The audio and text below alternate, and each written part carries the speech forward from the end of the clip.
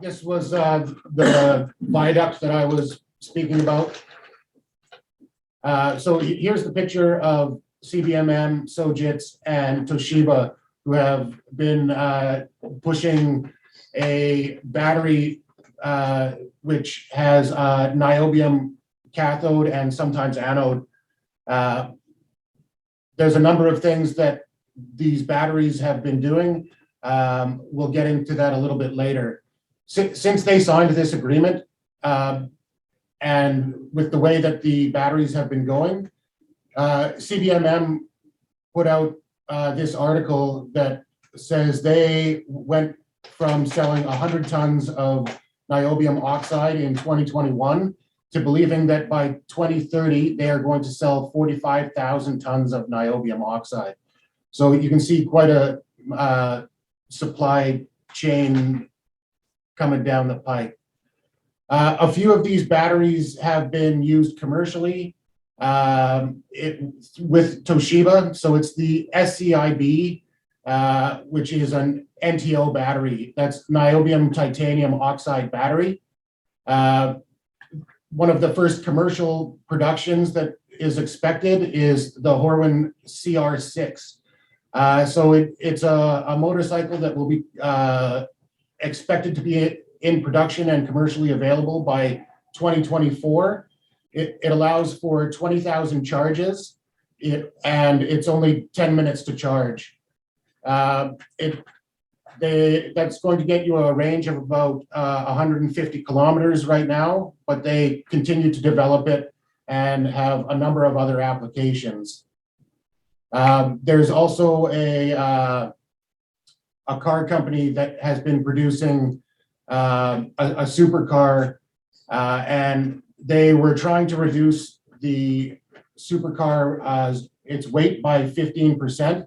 With the niobium alloy chassis, they have been able to get it down 18%. So it's going to, niobium is definitely going to be changing the world for batteries and the EV cars themselves. So with a lithium ion battery, there are a few issues, such as if you try to charge it too quickly, they explode. Not a good thing.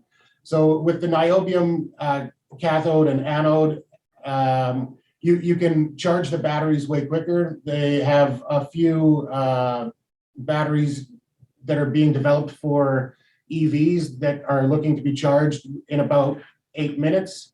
It also allows for higher output. So it's going to be able to compete with the fossil fuel powered cars, diesel or gas.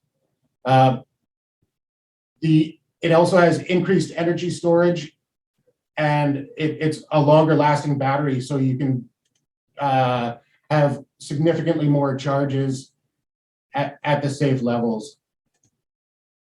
We're going to get into a little bit of Saville's property. We've got 26 claims, 1,200 hectares, and it is surrounding Commerce's Ashram deposit. So this Ashram deposit, when Commerce came out with their PEA, after a 25-year mine life, they would have taken less than 15% of the deposit. So they have increased their deposit significantly since then. I'm just bringing that up because the green is where the rare earth projected deposit is, and the orange is where the niobium is.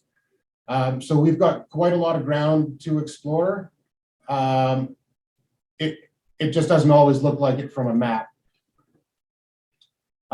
Here's some of the results that we, from our initial drill program in 2019, multiple targets that had over 1%.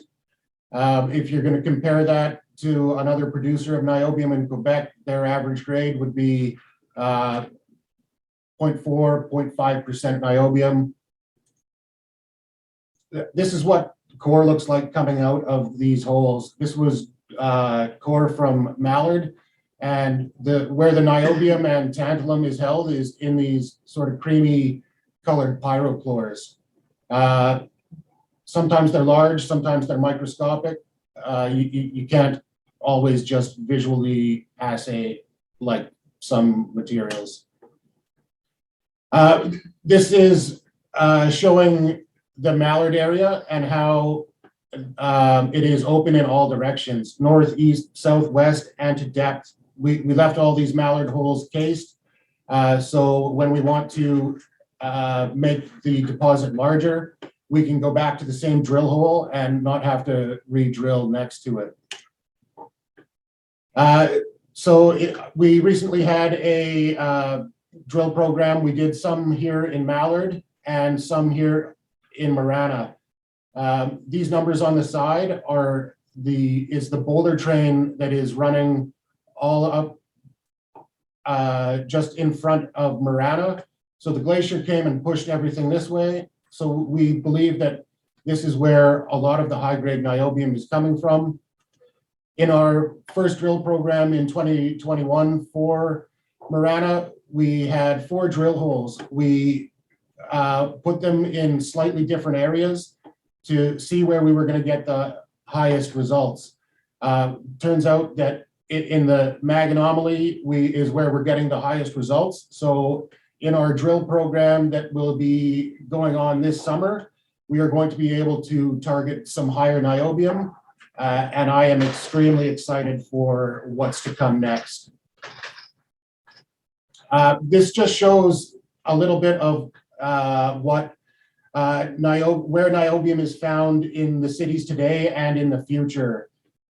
So it's in your everyday life. You probably just don't know about it. In the future, there's things like smart glass for buildings. Today, structural steels for buildings, bridges. If you've flown in an aircraft, you've come in contact with niobium. E-bikes, cars, it's coming. It's whether or not you're going to be on board.